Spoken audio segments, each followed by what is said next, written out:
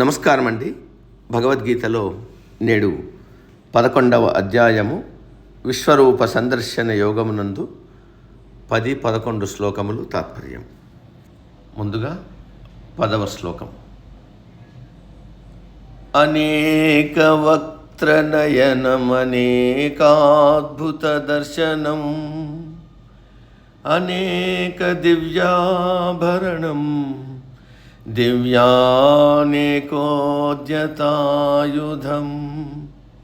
11వ శ్లోకం. దివ్యమాల్యాంబరధరం దివ్యగంధానులేపనం సర్వాశ్చర్యమయం దేవమనంతం విశ్వతోముఖం. తాత్పర్యం. అప్పటిదాకా అర్జునుడు కృష్ణుని చూశాడు. ఒంటి నిండా ఆభరణాలు ధరించి ఉన్నాడు. ఒంటి నిండా గంధము మొదలగు మైపూతలు పూసుకుని ఉన్నాడు. పూలమాల ధరించి ఉన్నాడు. అంతలోనే ఆ రూపం కాస్త దివ్యంగా మారిపోయింది. విశ్వమంతా తానే అయిపోయాడు. లెక్కలేనన్ని తలలు, వాటికి కళ్ళు, చేతులు, కాళ్ళు, శరీరాలు కనపడ్డాయి. అంటే అర్థం కేవలం కృష్ణుడికే వేలు, లక్షల తలలు, చేతులు ఉన్నాయని కాదు.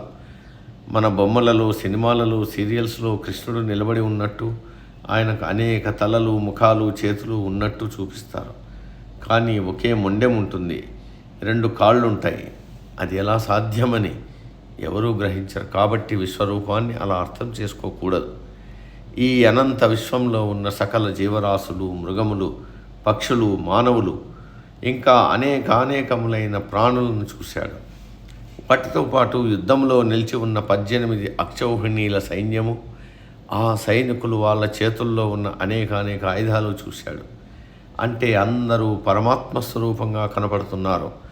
అందరిలో పరమాత్మ ఉన్నాడు, ఆ పరమాత్మలో అందరూ ఉన్నారు అనే భావన కలిగింది అర్జునుడికి. అది ఒక అద్భుతం. అంటే ఇదివరకు ఎన్నడూ భావించనిది. అప్పటిదాకా అర్జునుడు అందరినీ వేరువేరుగా భావిస్తున్నాడు. ఈయన నా తాత, ఈయన నా గురువు, వారు నా బంధువులు, వీరు నా స్నేహితులు, అవి ఏనుగులు, గుర్రములు, వివిధ మృగజాతులు అనే భావనలో ఉన్నాడు. ఇప్పుడు ఆ భావన పోయి అంతా పరమాత్మమయం అనే భావన కలిగింది అర్జునుడికి. అదే భావన సంజయుడికి కలిగింది. ఇంకా దివ్యమైన ఆభరణాలు ధరించి ఉండడం చూశాడు.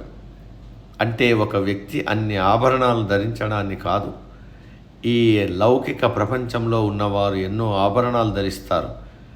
ఆ ఆభరణ విభూతి కూడా నేనే అని అర్థం. యద్భావం తద్భవతి అని అంటూ ఉంటాం కదా. అలాగే అప్పటిదాకా అర్జునుడు 18 అక్షౌహిణీల సైన్యం వాళ్ళ చేతుల్లో యుద్ధం చేయడానికి ఎత్తిన ఆయుధాలను చూశాడు. ఇప్పుడు కూడా అదే భావనతో తాను భావించిన వారి చేతుల్లో అనేక ఆయుధాలు చూస్తున్నాడు అర్జునుడు క్షత్రియుడు. అలాగే ఇతరులు కూడా పూలమాలలు, బంగారు మాలలు, పట్టు వస్త్రాలు, ఎవరి తాహతుకు తగ్గట్టు వస్త్రధారణ చేసుకుంటారు. ఒళ్ళంతా చందనము మొదలగు మైపూతలు పూసుకుంటారు. ఈ ఐశ్వర్యమంతా పరమాత్మలో చూస్తున్నాడు. అన్ని పరమాత్మమయమనే అనుభూతిని పొందుతున్నాడు అర్జునుడు.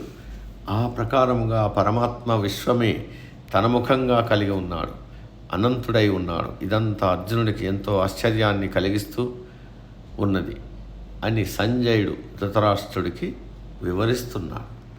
నేటికి సమాప్తం. తదుపరి శ్లోకం రేపటి రోజు. సర్వే జన సుఖినో భవంతు.